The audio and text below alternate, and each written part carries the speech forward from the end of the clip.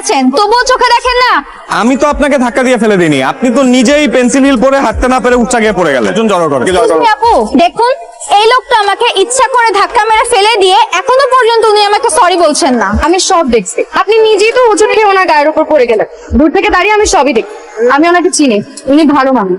দেখলেন সময় কত বৈচিত্র্যময়। একসাথে আমরা পড়ুয়া কোচিং সেন্টারে কতদিন পড়িয়েছি। আপনি পড়ুয়া কোচিং এর টিচার ছিলেন? হ্যাঁ, তাই তো বলি আপনাকে চেনা চেনা কেন লাগছে এত। আরেকটা কথা, আমরা কিন্তু আজকে থেকে ফ্রেন্ড। আপনার ফোন নাম্বারটা দিন। কই দিন, লিখুন। রায়হান, আমি অনেকদিন ধরে আপনাকে চিনি। দেখেন এত ঘুরায় পেঁচা আমি কথা বলতে পারবো না, সোজা সাপটা আপনাকে একটা কথা বলি। আমি আপনাকে অনেক পছন্দ করি।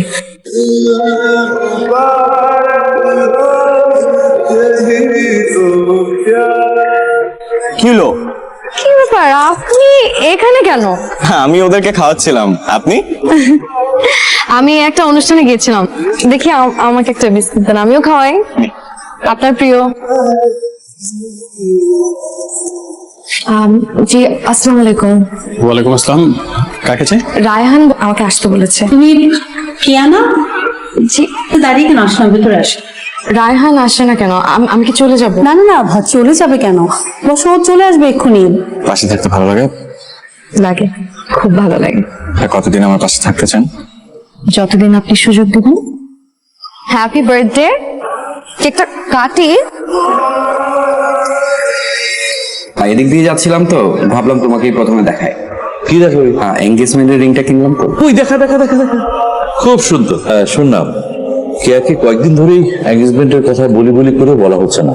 কে রাতে ভাবছি বলবো, তো রাতে আয় না বাসায়। কাল একটু দেখা করবা? একটু প্রেম করতাম।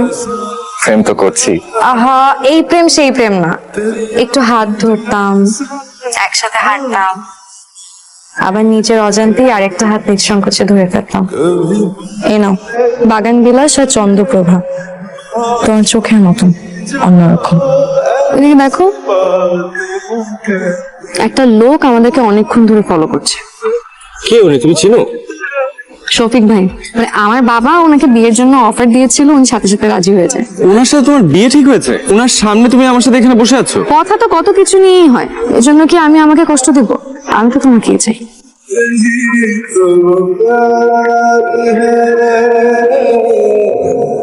আমি একটু রায়হানের সঙ্গে কথা বলবো, কেয়া তুমি ভেতরে যাও। কেন বাবা, আমার সামনে বললে অসুবিধা কি?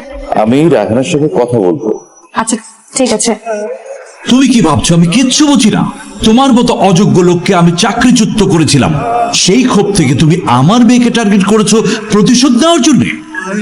সমস্যা কি খুব ভয়াবহ? অবশ্যই ভয়াবহ। আমার বাবার তোমাকে পছন্দ হয়নি, শফিক ভাইয়ের সাথেই নাকি আমাকে বিয়ে দেবে, সবকিছু ফাইনাল। তাহলে এক কাজ করো, শফিকের আংটিটা হাতে পরে ফেলো।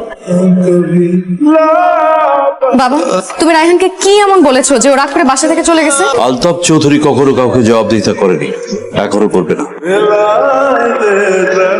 এই বাবা, রিক্সা থামান। মামা যান। কিছু কি হয়েছে রায়হান? বাবা, মামা তো শফিক ভাইজানকে নিয়ে আংটি বদল করতে। কেনে তোর এঙ্গেজমেন্ট রিং কোথায় যাবে?